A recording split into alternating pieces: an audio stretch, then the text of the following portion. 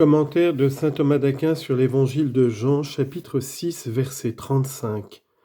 Qui vient à moi n'aura pas faim, et qui croit en moi n'aura jamais soif. Jésus rend ici raison de l'affirmation « c'est moi qui suis le pain de vie » en partant de l'effet propre de ce pain. Ce pain corporel, en effet, une fois consommé, ne supprime pas la faim pour toujours puisqu'il se corrompt et vient alors à manquer. Pour cette raison, on est obligé d'en reprendre. Le pain spirituel, au contraire, donnant la vie par lui-même, ne se corrompt jamais. Et pour cette raison, l'homme qui le consomme une seule fois n'a plus jamais faim. C'est pour cela qu'il dit « Qui vient à moi n'aura pas faim, et qui croit en moi n'aura jamais soif ». Ici, venir et croire ne diffère pas plus, selon Augustin, qu'avoir faim et avoir soif.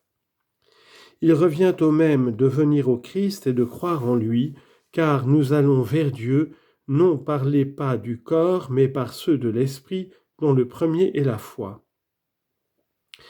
Il revient aussi au même de manger et de boire, car on désigne par l'un et l'autre le rassasiement éternel, où il n'y a aucune indigence. Citation. « Bienheureux ceux qui ont faim et soif de la justice, car ils seront rassasiés. » Matthieu chapitre 5, verset 6. Ainsi, la nourriture qui soutient et la boisson qui rafraîchit ne font qu'un. Quant à savoir pourquoi les réalités temporelles ne suppriment pas la soif pour toujours, une première cause en est qu'elles ne sont pas prises en une seule fois, mais peu à peu et comme dans un mouvement, et qu'ainsi il en reste toujours à prendre. À cause de cela, de même que la délectation et le rassasiement naissent de ce qui a été déjà pris, de même le désir demeure pour ce qui reste à prendre. L'autre cause est qu'elle se corrompe. C'est pour cela que la mémoire de ce qui s'est corrompu demeurant, le désir renaît à son égard. Les réalités spirituelles, au contraire, d'une part, sont reçues tout entières en une fois, d'autre part, ne se corrompent pas et ne viennent pas à manquer. Et pour cette raison, le rassasiement dont elles sont cause demeure pour toujours. Citation, « Ils n'auront plus faim ni soif » Apocalypse chapitre 7, verset 16. Et encore, autre citation, « Tu me combleras de joie par ton visage dans ta droite, c'est-à-dire dans les biens spirituels, délices pour toujours. » Psaume 15, verset 11. Mais je vous l'ai dit, vous m'avez vu et vous ne croyez pas.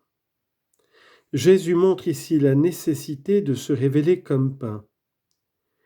On pourrait dire en effet, nous avons demandé le pain. Or, tu ne nous réponds pas.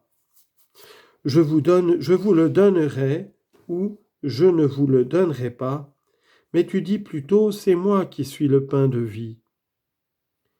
Cette réponse n'est donc pas bonne.